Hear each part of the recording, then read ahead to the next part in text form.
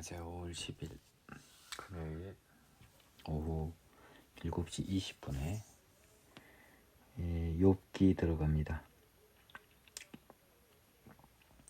욥기 지난 시간에 이야기했듯이요. 이제부터는요. 인간의 본질에 관한 언급이 시작돼요. 지금까지는 인간의 본질에 대해서 그리고 인생의 본질에 대해서요. 좀 심오한 깊이가 전혀 없었어요. 조금 좀 수박 겉핥기 느낌이었죠. 근데 욥기, 시편, 잠언, 전도서 이걸 통해서 그 인생이란 무엇이고 인간이란 무엇인가에 대한 본질적인 고민과 답을요 하나님이 인간에게 알려주시려고 해요. 그 첫 발에 욥기가 나오는데요. 욥기에서 여러분이 조심할 부분이 있습니다. 성경에서요 하나님이 가장 길게 말씀하신 구절이 어디에 들어있을까요? 연속된 말씀으로서 가장 길게 하나님이 말씀하신 구절이 들어있는 곳이요 바로 욥기 38장으로부터 41장까지 하나님이 친히 답변하신 부분입니다. 이렇게 많은 양의 하나님의 말씀이 연달아 나오는 것이 없어요. 그리고 두 번째로요. 이 구약에서 드디어 처음으로 예수가 전면 등장을 합니다. 욥기 후반부에요. 예수의 정확히는 필요성이 등장합니다. 예수의 필요성이 등장해요. 죄를 알아요. 죄의 해결자가 필요하다는 얘기가 처음 등장한 것 같아요. 그 전에 스물스물 등장했지만 그 부분이 그 욥의 변론 과정에서 나옵니다. 욥의 마지막 답변에서요. 그리고 욥의 회복을 마무리로 끝나면서요.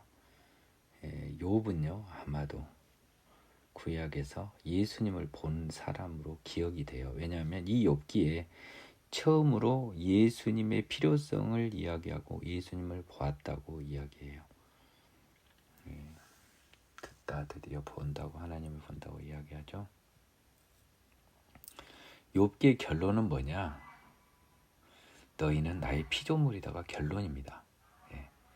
참 이게 이 인간의 마인드로는 이것을 받아들이기 어려워요. 너희는 나의 피조물이다? 아니 당신이 뭔데? 당신이 뭔데? 당신이 뭔데? 이 마음이 우리를 목구멍까지 끌어올리죠. 우리의 불만과 저항을. 근데 당신이 뭔데에 대한 대답을요. 하나님이 38장부터 41장까지 이야기하고 계세요. 엘리후가요. 약간은 예수님하고 비슷한 느낌이 좀 듭니다. 근데 여하튼 간에 하나님의 어떤 선지자라고 일단 보자고요. 엘리후를. 그 전까지 엘리후가 오기 전까지 이 욥과 친구들의 답변은요. 특히 셋째 변론까지는요. 제가 농담 삼아 말하잖아요. 바보들의 대행진이에요. 왜 그러냐면 죄를 모르니까 그래요. 죄를. 그리고 하나님을 모르니까. 그래서 자기들 입장에서 자꾸 하나님과 죄를 생각해요. 그리고 욥과 친구들은 이 세상에서 인생이 전부라는 전제로 이야기를 전개하고 있습니다. 그러다가 욥의 마지막 답변에서 욥이 혼자 먼저 구원에 이르는 길을 발견해가는 이 세상이 전부인 것으로 알고 있다가 구원의 길을 발견해가는 욥의 모습이 나와요. 제가 이제 이 정도가 이제 욥기를 대충 개관한 거고요. 제가 다른 사람들에부터 어떤 인사이트를 받는 경우가 있는데 이 여의도 순복음교회 출신의 최용우 목사님이라고 있어요. 지금 오살리 기도원에서 부원장인 가시던데 그 양반이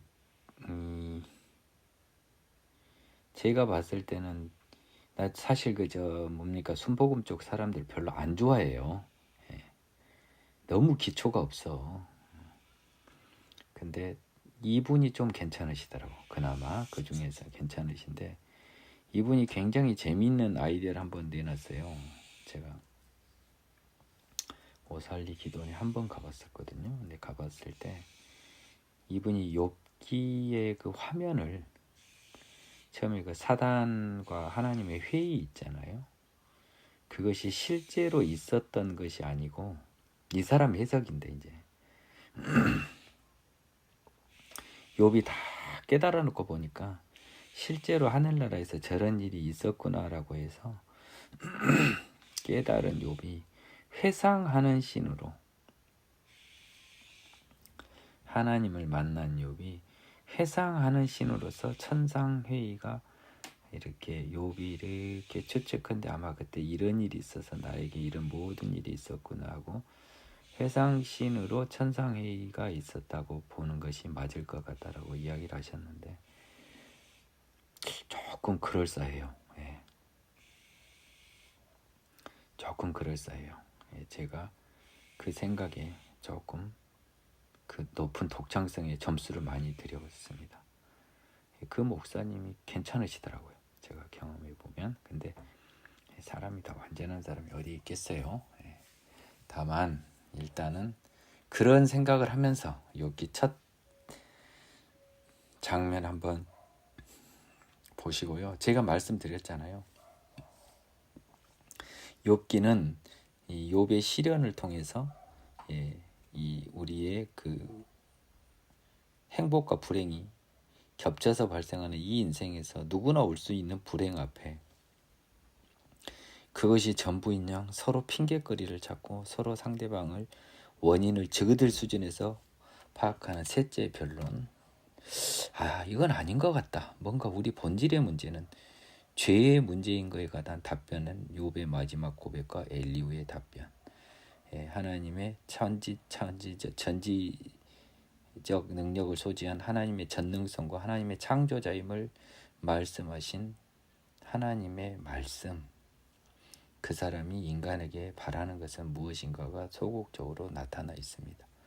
이 모든 것을 통해서 전능하신 하나님의 창조자성을 인정하고 나는 그분의 피조물에 불과한 자였다는 것을 고백함으로써 모든 것이 회복되고 그리고 죄로부터의 회복을 통해 하나님을 보게 된 욥의 회복까지 굉장히 심오한 뜻이 담겨 있는데요. 이 부분을 이렇게 좀 나름 죄와 그 구원에 관한 관점에서 보는 견해는 별로 없어요. 그래서 여러분들이 저의 관점을 한번 눈여겨보시고요. 제가 지난 시간 에스라를 끝으로 이제부터 하나님은 본격적으로 죄의 문제를, 인간의 본질의 문제를 구약 성경에서 터치하신다라고 했는데요. 그 첫 관문이 바로 이 욥기입니다. 저자도 알 수 없고요. 시대도 추측을 할 수 없어요. 다만 생각보다 고대 시대, 길기는 아브라함 비슷한 시대일 것으로 추정하는데 아무도 몰라요. 함부로 그런 소리 하지 마세요. 모르면 모르는 겁니다. 다만 조금 오래전 같긴 해요. 그 정도로만 생각하고 이거 몰라서 언제 지어진 거 몰라서 우리 구원에 지장이 있고 이거 해석에 장애 있지 않아요. 그거는 쓸데없는 지적 호기심은 지양하시기 바랍니다. 그러다 보니까 자꾸 억지를 부려서 어떤 견해는 욥이라는 사람이 몇백 년을 살았다고 성경에 명시적으로 반하는 해석까지 나가게 돼요. 여러분 항상 성경 밖으로 나가지 않도록 조심하십시오. 1장 들어가겠습니다. 우스 땅, 우스가 어딘지도 몰라요 지금. 어딘지 모른다고요. 우스 땅에 욥이라 불리는 사람이 있었는데 그 사람은 온전하고 정직하여 하나님을 경외하며 악에서 떠난 자더라. 자, 요것은 누가 이렇게 이야기한 겁니까? 인간들이 이렇게 이야기한 거예요. 인간들이 하나님을 경외하며 악에서 떠난 자가 어디 있어요? 악에서 떠난 자가 예수 없이 악에서 떠난 자가 어디 있냐고요. 사람들의 말인 거죠.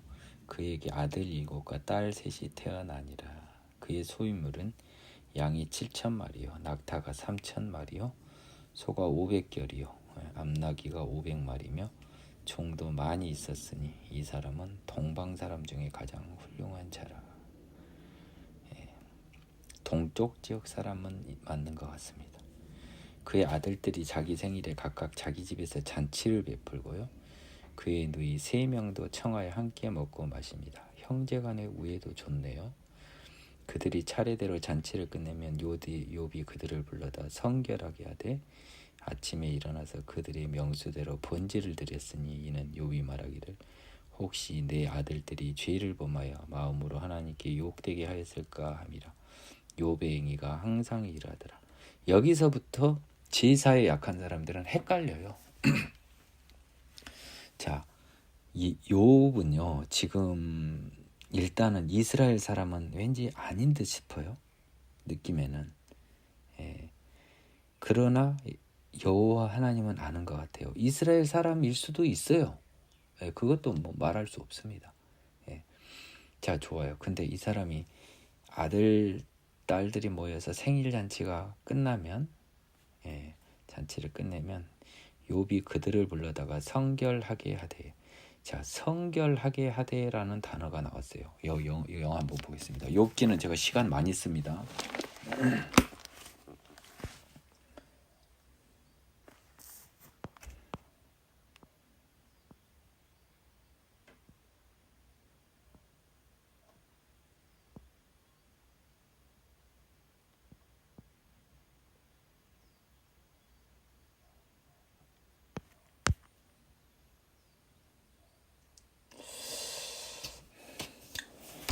욥 would send and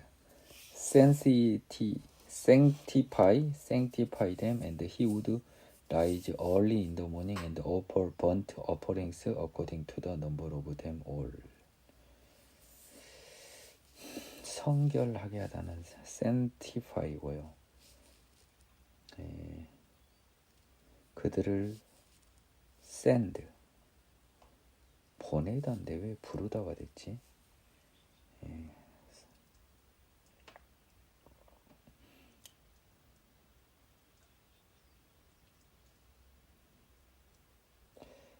send and sanctify them, and he would rise early in the morning, offer burnt offering to the number of them all. For Joab said, it may be that my sons have sinned and cursed God in their heart. Thus Joab did regularly. 이 번제라고 하는 것이요, 속죄는 아니죠, 여러분. 이렇게 해서 이 번제를 드려서 이 하나님을 욕되게 하였을까 해서 번제로 내 아들의 죄를 속죄하는 게 아니고요. 욥이요, 항상 이렇게 성결하게 하여 그들을 불러다 성결하게 하여 샌드던데 이게 좀 헷갈리네요. 그거는 제가 주하락 줬습니다. 큰 의미는 없으니까요. 그들에게 성결하게 한 다음에 그들의 명수대로 번제는 예물이죠. 하나님께 예물을 드립니다. 번제는 근데 예물을 드리는 마음 자체로 하나님 앞에 나와 올 수는 있잖아요. 그렇죠? 그래서 하나님을 욕되게 하실까 하여 번제를 드리면서 항상 하나님 앞에 겸손하였다. 욥의 행위가 항상 이러하였더라. 뭐 얘들 죄를 속죄하고 그런 거 아닙니다, 여러분. 이들을 성결하게 하고요, 번제를 드려서 하나님께 예물 드린 거예요. 예물 드리면서 죄인이 이게 레이기에 따른 번제라면요, 이게 레이기에 따른 번제는 아닐 텐데 속죄도 돼버립니다. 번제하는 순간 하나님 앞에 정결의 속죄가 된다는 거예요. 좌우지간 레이기에 관한 관념을 잡지 못하고 성경을 보면 전부 뒤죽박죽이 돼요. 하루는 하나님의 아들들이 와서 여호와 앞에 섰고 사탄도 그들 가운데에 온지라. 여호와께서 사탄에게 이르시되 네가 어디서 왔느냐. 사탄이 여호와께 대답하여 이르되 땅을 두루 돌아 여기저기 다녀왔나이다. 지금 여기가 문제가 된 이 부분입니다. 지금 적어도 형식적으로는요. 하늘나라에서 하나님의 아들들과 사탄이 함께 여호와 앞에 보좌 앞에 선 것입니다. 네가 어디서 왔냐? 사탄이 대답하여 이르되 땅을 두루돌아 여기저기 다녀왔나이다. 여호와께서 사탄에게 이르시되 그러면 네가 내 종 욥을 주의하여 보았느냐? 그와 같이 온전하고 정직하여 하나님을 경외하며 악에서 떠난 자는 세상에 없느니라. 잘 봐보십시오. 이제 그 최용 목사님 말씀이 저는 설득력이 더 있어요. 하나님께서 악에서 떠난 자가 있다는 건 없어요. 이 지금 욥의 약간 상상입니다. 회상신이에요. 그래서 자기에게 닥친 이 환난이 이런 과정을 통해서 온 것으로 지금 욥이 이렇게 그림을 그리는 거예요. 사단이 여호와께 대답하여 이르되 욥이 어찌 까닭없이 하나님을 경외하리까? 주께서 그와 그의 집과 그의 모든 소유물을 울타리로 두르심 때문이 아니니까. 주께서 그의 손으로 하는 바를 복되게 하사 그의 소유물이 땅에 넘치게 하셨음이니이다. 이제 주의 손을 펴서 그의 모든 소유물을 치소서. 그리하면 틀림없이 주를 향하여 욕하지 않겠나이까. 여호와께서 사탄에게 이르시되 내가 그의 소유물을 다 네 손에 맡기노라. 다만 그의 몸에는 네 손을 대지 말지니라. 사탄이 곧 여호와 앞에서 물러가니라.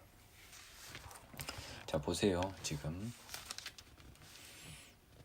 인간적인 생각이에요. 지극히 그가 하나님께 물질적 축복을 받아서 경외하는 것이지 그것이 없으면 이 자는 떠날 것입니다. 한번 두고 보세요 라고 사탄이 하나님께 약간 도전을 합니다. 이거는 욥의 상상일 것 같다는 거예요. 제 생각은 아닙니다. 저는 항상 제가 받은 게 아니면 그 근원은 알려줍니다.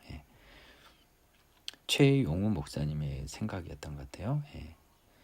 하루는 욥의 자녀들이 그 맏아들 집에서 음식을 먹으며 포도주를 마실 때에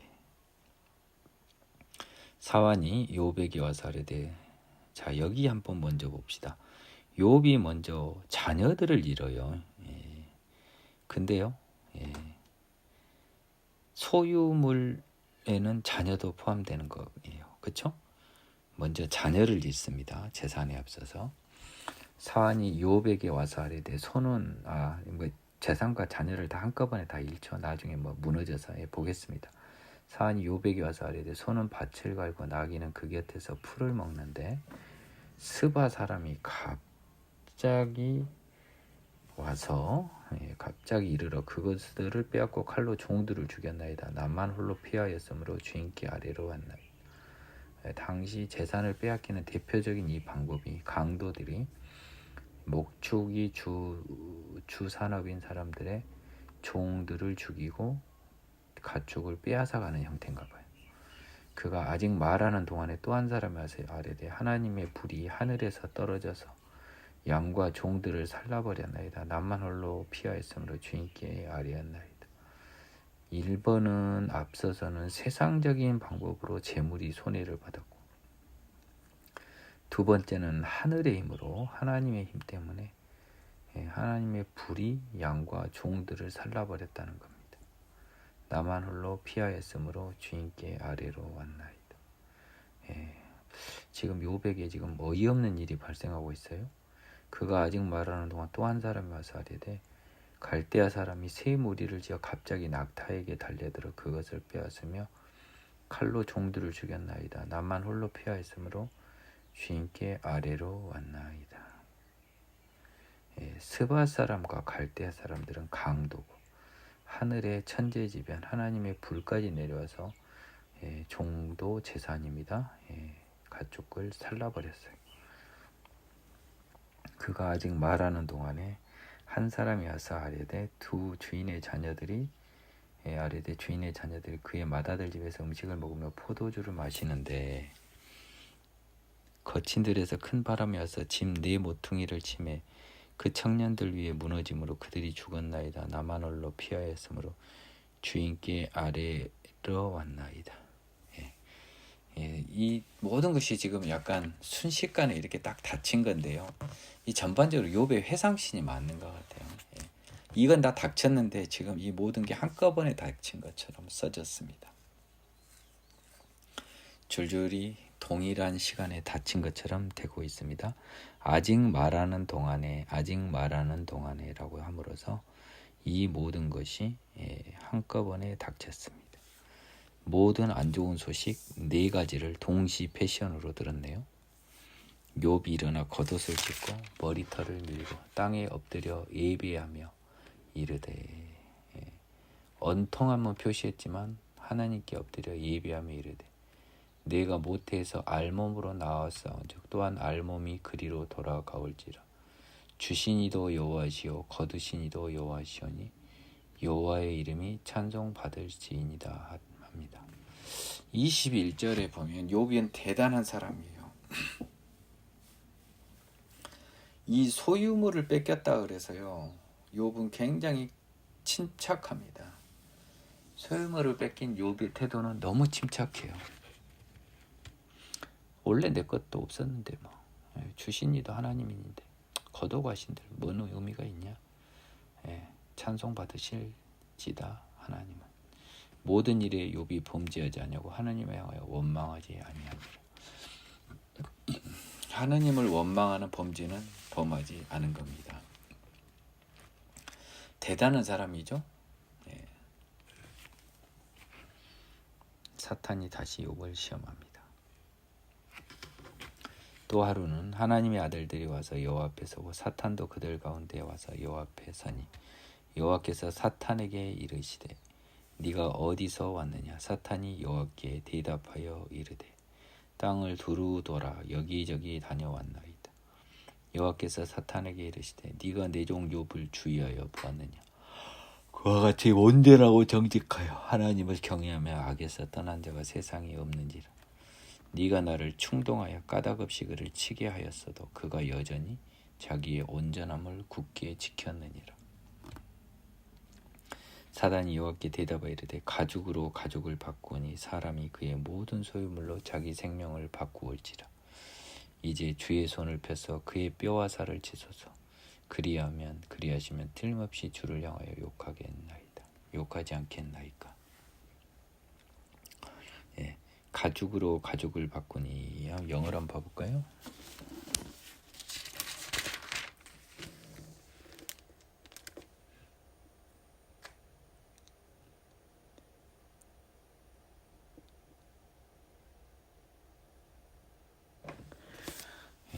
이가 스킨 포 스킨이라고. 자, 근데 이것에 여러분이 의미를 둘 필요 없는 게 이것의 해석이 뒤에 나옵니다. 사람이 그의 모든 소유물로 자기 생명을 바꾸지라. 자기 목숨 앞에서는 모든 걸 양보한다는 거죠. 이제 주의 손을 펴서 그의 뼈와 살을 치소서. 그리하시면 틀림없이 주를 향하여 욕하지 않겠나이까. 목숨을 위협하면 결국은 흔들린다는 거죠. 여호와께서 사탄에게 이르시되 내가 그를 네 손에 맡기노라. 다만 그의 생명은 해하지 말지니라. 사탄이 이에 여호와 앞에서 물러가서 욥을 쳐서 그의 발바닥에서 정수리까지 종기가 나게 한지라. 이 여러분들이 굉장히 조심해야 됩니다. 이 인간의 질병 중에 굉장히 그 잔인한 질병이 바로 피부병이에요. 가려움을 동반한 피부병은요, 굉장히 고통스러운 질병입니다. 이거는 어디서 우리가 알 수 있냐면요, 이 출애굽기에서요, 질병에 관한 재앙으로 종기가 나옵니다. 그리고 성경에 이게 많이 나와요. 그래서 굉장히 괴로운 인간의 질병의 하나로 이 피부병이 굉장히 견디기 힘든 질병인가 봅니다. 욥이 제 가운데 앉아서 질그릇 조각을 가져다 몸을 긁고 있습니다. 다 망해버린 곳에서요, 깨진 질그릇 조각으로. 뾰족해야 시원하잖아요. 얼마 가려우면 그럴까요? 그의 아내가 그에게 이르되 당신이 그래도 자기 온전함을 굳게 지켰느냐. 하나님을 욕하고 죽으라. 그가 이르되 그대의 말이 한 어리석은 여자의 말 같도다. 우리가 하나님께 복을 받았은즉 화도 받지 않겠느냐고 이 모든 일에 욥이 입술로 범죄하지 아니하니라. 여러분 이것이 참 애매해요. 10절 보십시오. 자기 와이프를 책망하죠. 그러면 안 된다. 어리석다. 우리가 하나님께 복을 받았즉 화도 받지 않겠냐고 이 모든 일에 입술로 범죄하지 않아요. 말로는 그렇게 했단 소리로 보여요. 22절하고 보세요.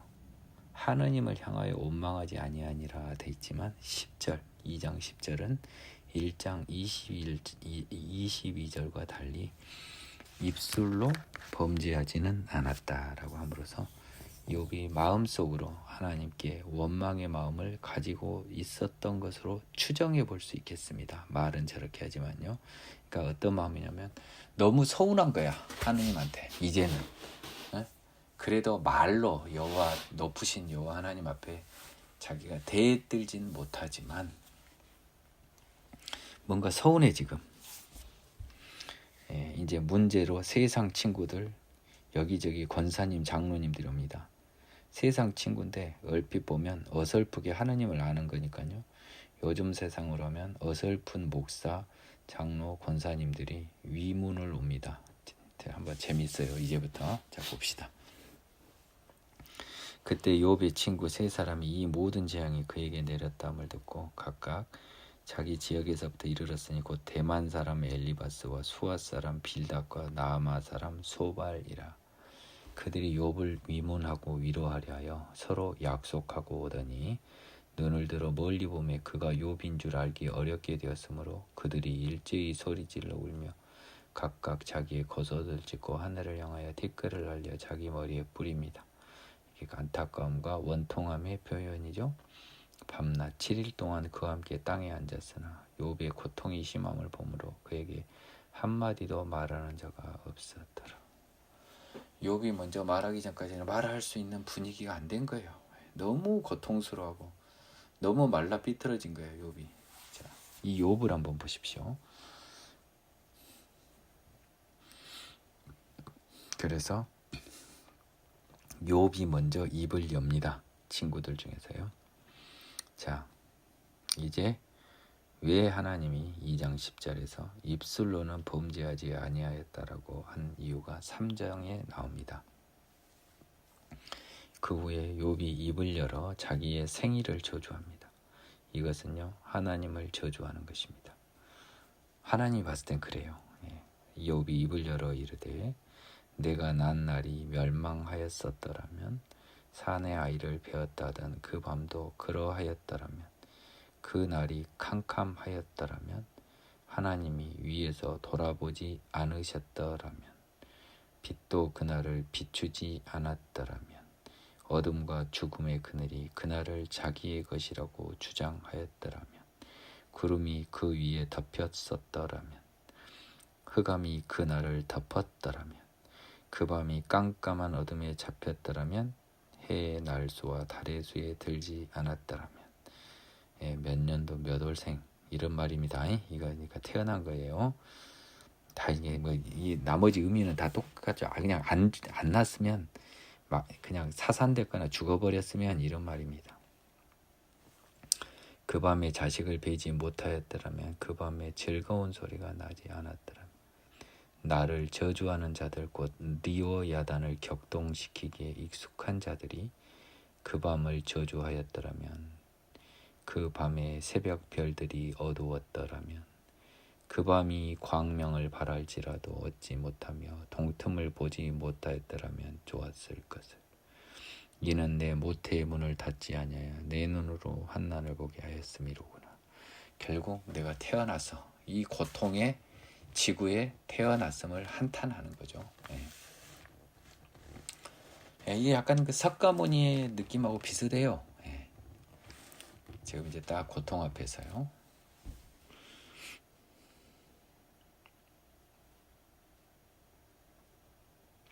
어찌 이는 내 모태의 문을 닫지 아니하여 내 눈으로 한날을 보게 하였음이라 했죠. 어찌하여 내가 태에서 죽어 나오지 아니하였었던가. 어찌하여 내 어머니가 해산할 때 내가 숨지지 아니하였던가. 어찌하여 무릎이 나를 받았던가. 어찌하여 내가 젖을 빨았던가. 그렇지 아니하였던들 이제는 내가 평안히 누워서 자고 쉬었을 것이니 자기를 위하여 폐허를 일으킨 세상 임금들과 모사들과 함께 있었을 것이요. 지금 이 자기가 평안히 누워서 자고 쉬었을 것은 자기 생각이에요. 죽어서 났으면 그냥 지금 지옥에 있든지, 이 사람은 지옥, 수월도 관심 없어요. 근데 거기도 편하다고 생각하는 거예요.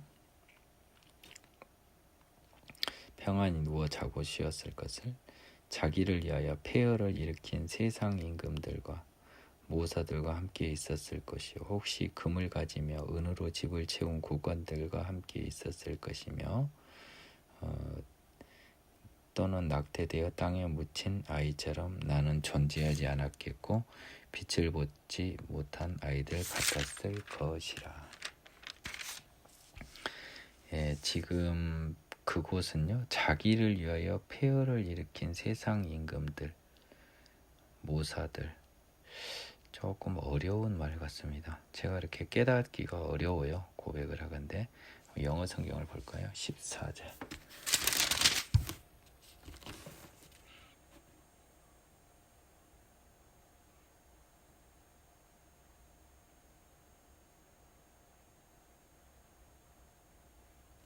그냥 영어 해석상으로는요, 세상의 지배자들, 임금들이나 어떤 귀족들과 함께 있었을 것이요. 근데 그들은요, 자기를 위하여 폐허를 일으킨, 그러니까 세상에서 큰 폐허를 발생시켰는지 폐허에서 일어섰는지가 중요하죠. 한번 볼게요.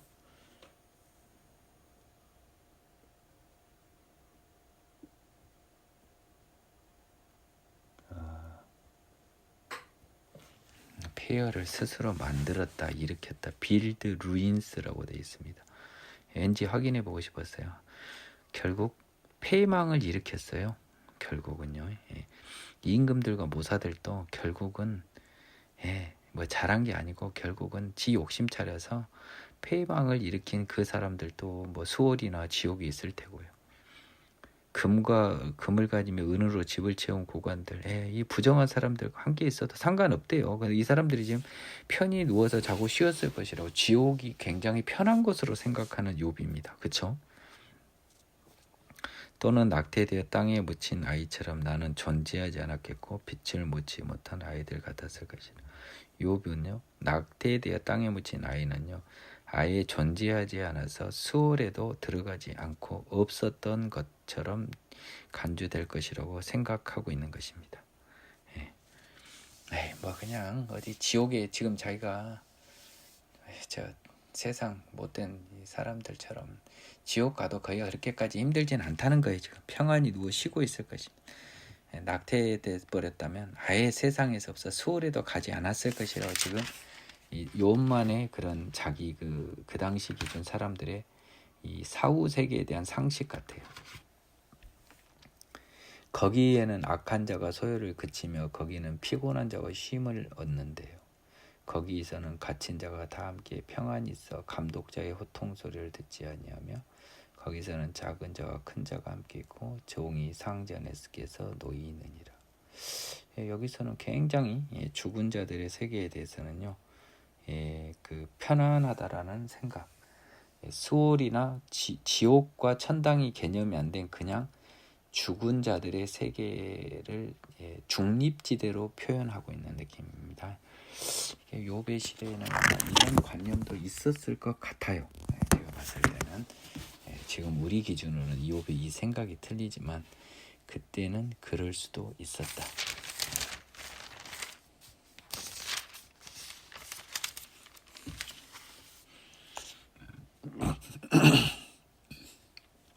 너무 밥을 어쩔 수 없이 많이 먹었더니 이런 일이 발생하네요. 조금 먹어야 되는데 식당에서 너무 양을 많이 줘서 남길 수도 없고요. 어찌하여 고난당하는 자에게 빛을 주셨으며 마음이 아픈 자에게 생명을 주셨는고. 결과론이죠. 좋을 때는 아무 말도 안 하다가요. 이러한 자는 죽기를 바라도 오지 아니하나니 땅을 파고 숨긴 보배를 찾음보다 죽음을 구하는 것을 더 하다가. 이 마음을 할 정도면 얼마나 힘든지 여러분, 욥의 고통을 여러분 상상을 해보세요. 죽고 싶어 죽겠어요 지금. 무덤을 찾아 얻으면 심히 기뻐하고 즐거워하나니 하나님에게 둘러싸여 길이 아득한 사람에게 어찌하여 빛을 주셨는고. 왜 생명을 줘서 하나님한테 이렇게 저주받아서 길이 아득한 내 인생이 왜 태어나서. 나는 음식 앞에서도 탄식이 나며 내가 앓는 소리는 물이 쏟아지는 소리같이 앓는 소리가 큰 거예요. 음식 앞에서도 탄식이 나요. 내가 두려워하는 그것이 내게 임하고 내가 무서워하는 그것이 내 몸에 미쳤구나. 나에게는 평온도 없고 안일도 없고 휴식도 없고 다만 불안만이 있구나. 욥의 지금 너무너무 괴롭고 불안하고 고통스러운 욥의 한탄을 이제 친구들이 듣습니다. 친구 중에서 먼저 엘리바스가 입을 엽니다. 대만 사람 엘리바스가 대답하여 이르되. 지금 욥의 고백은 뭡니까? 아휴, 죽었으면 좋겠다는 소리 한마디로. 나 너무 힘들다. 죽었으면 좋겠다. 대만 사람 엘리바스. 누가 네게 말하면 네가 실증을 내겠느냐? 누가 참고 말하지 아니하겠느냐? 보라, 전에 네가 여러 사람을 훈계하였고 손이 늘어진 자를 강하게 하였고 넘어지는 자를 말로 붙들어 주었고 무릎이 약한 자를 강하게 하였거늘. 자, 한번 봐볼까요?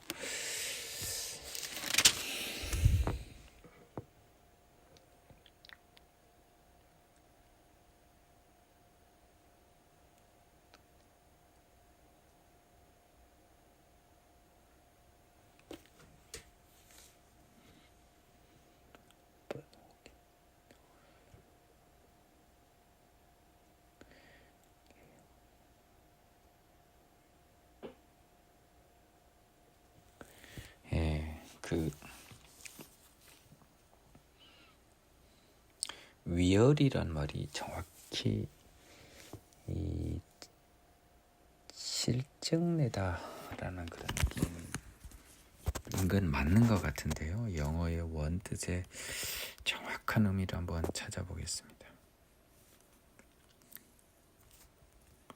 위열이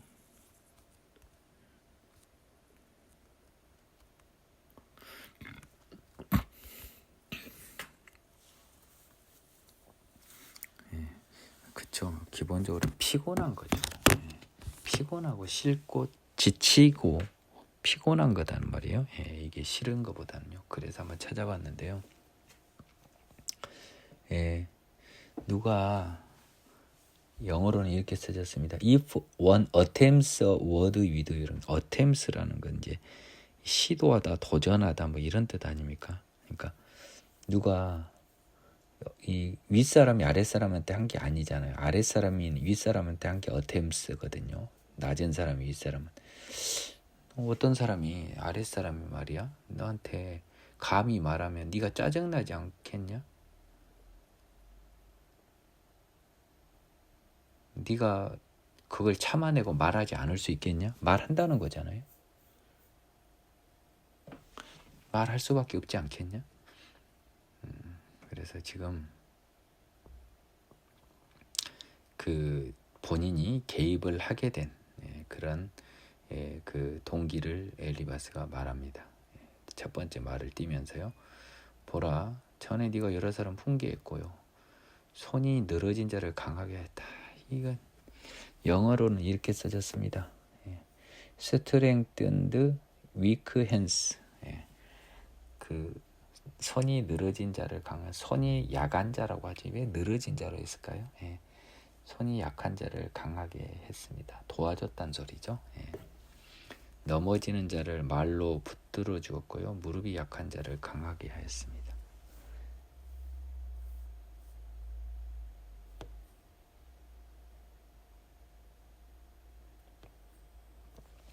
그러므로요. 넘어지는 자를 말로 위로의 말로 붙들어주고 무릎이 약한 자를 강하게 했거늘 이제 이 일이 네게 이르면 네가 힘들어하고 이 일이 네게 닥치면 네가 놀라는구나. 너 그때 그러더니 이거 충분히 할 수 있는 말이잖아요. 그쵸? 예. 너 옛날에는 하다가 지금 뭐 이제 완전 맛이 갔네. 네 경외함이 네 자랑이 아니냐. 네 소망이 네 온전한 길이 아니냐. 너 하나님에 대한 경외와 하나님의 소망이 네 자랑이고 네 온전한 길이 아니냐. 그러면서 약간 그동안의 이 욥에 대해서 약간 비꼬는 느낌이 있습니다. 사실 욥이 굉장히 이 하나님을 경외하고 하나님 앞에 온전한 점에서는 상대적으로 비할 바 없는 사람이었던 건 맞는 것 같아요.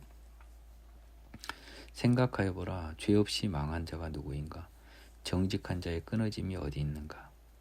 내가 보건대 악을 밭갈고 독을 뿌리는 자는 그대로 거두다니 다 하나님의 입 기운에 멸망하고 그 콧김에 사라지느니라.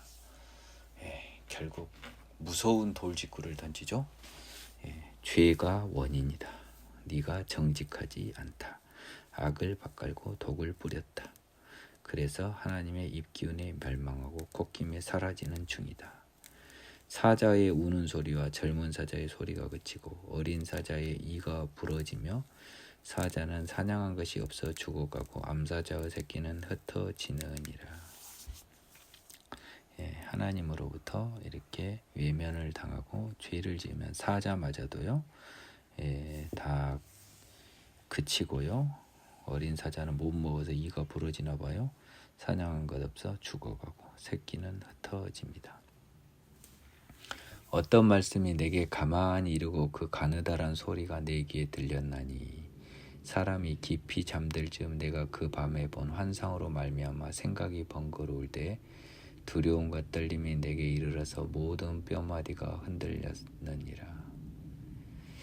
이제 자기의 그 경험을 이야기를 해주네. 한번 들어볼까요? 그때 영이 내 앞으로 지나매 내 몸에 털이 쭈뼛하였느라. 그 영이 서 있는데 나는 그 형상을 알아보지는 못하여도 오직 한 형상이 내 눈앞에 있었느니라. 그때 내가 조용한 중에 한 목소리를 들으니 사람이 어찌 하나님보다 의롭겠느냐. 사람이 어찌 그 창조하신 이보다 깨끗하겠느냐. 지금 이 엘리바스는요 그 하나님을 환상 속에서 만났다는 듯한 듯 이야기를 합니다. 사람이 깊이 잠들 즈음 내가 그 밤에 본 환상으로 말미암아 생각이 번거로웠습니다.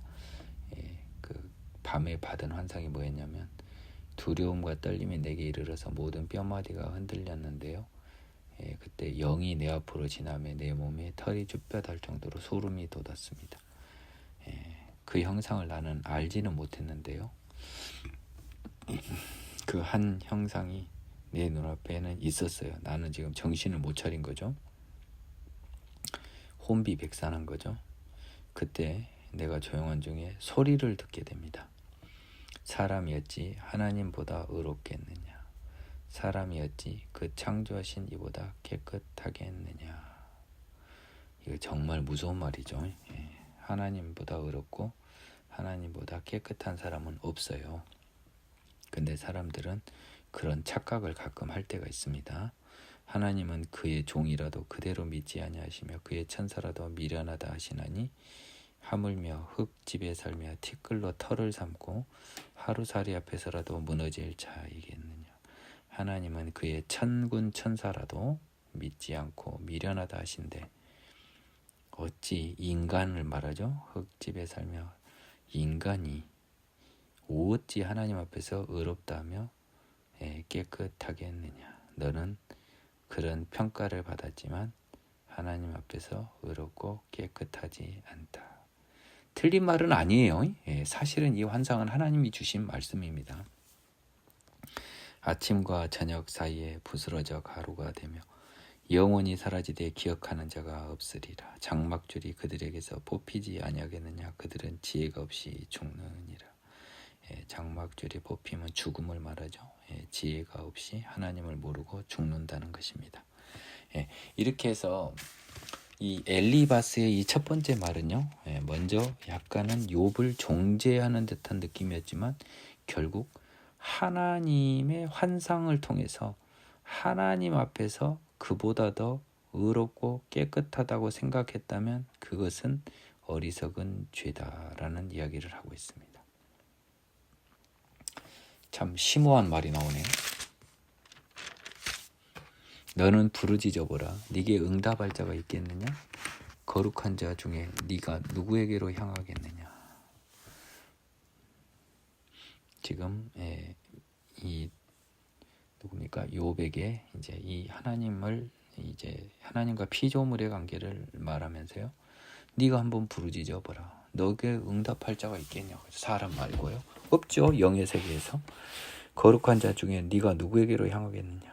영의 세계에서 네가 누구에게로 향하겠느냐? 분노가 미련한 자를 죽이고 시기가 어리석은 자를 멸하느니라. 인간의 이 어리석은 시기와 미련한 분노는 자기를 죽일 뿐이다. 부르짖지 말고 회개하라 라는 느낌이 딱 들어있는 거죠. 내가 미련한 자가 뿌리 내리는 것을 보고 그의 집을 당장 저주하였노라. 미련한 자, 분노하는 자, 어리석은 자, 시기하는 자가 뿌리 내린 것을 보고 그 집을 당장 저주하였습니다. 그의 자식들은 구원에서 멀고 성문에서 억눌리나 구하는 자가 없으며 그가 추수한 것은 줄인 자가 먹되 덫에 걸린 것도 빼앗으며 올무가 그의 재산을 향하여 입을 벌리느니라. 이 미련한 자에 대한 이야기입니다.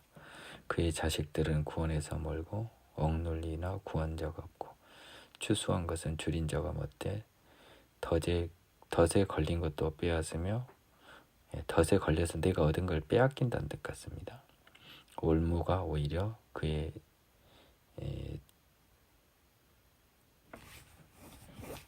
재산을 향해 입을 벌립니다. 재난은 티끌에서 일어나는 것이 아니며 고생은 흙에서 나는 것이 아니라 사람은 고생을 위하여 났으니 불꽃이 위로 날아가는 것 같으리라.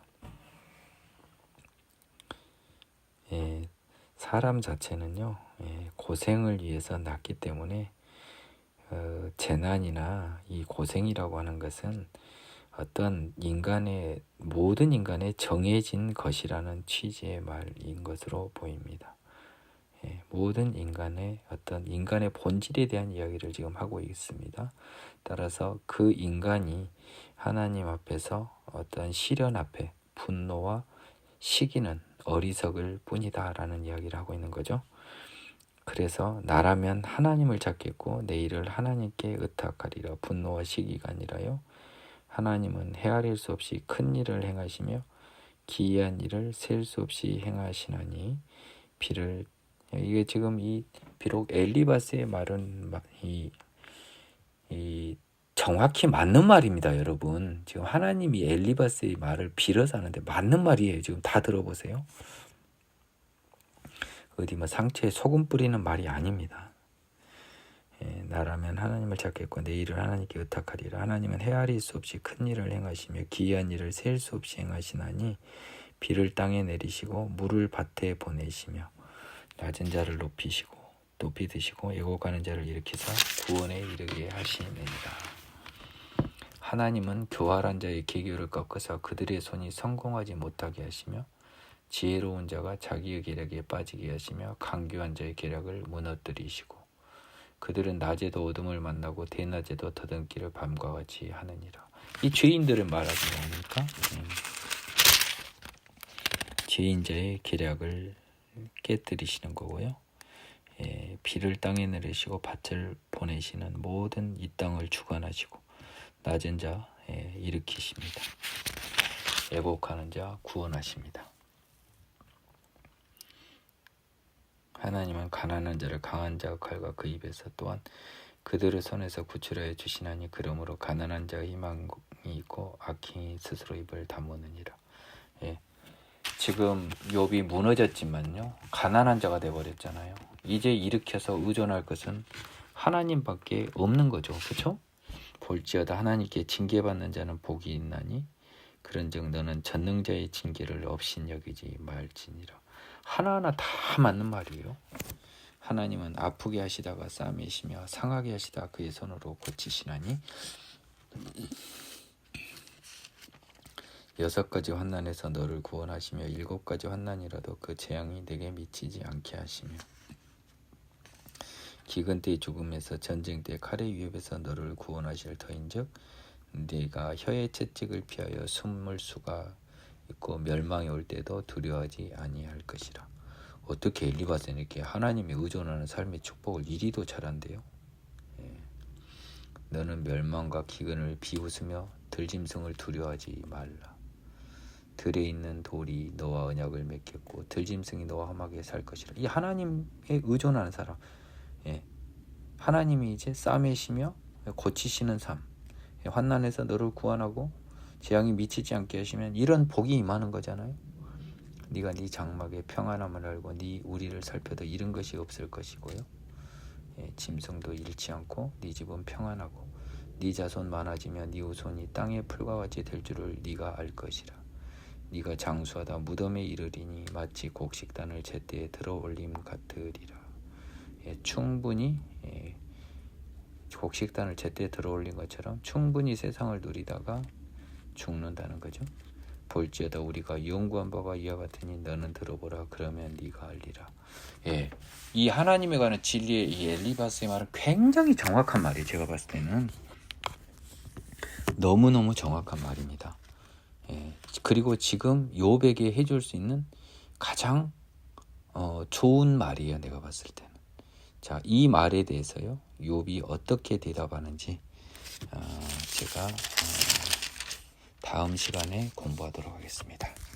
힘들어서 못하겠어요. 네, 오늘 여기까지 할게요.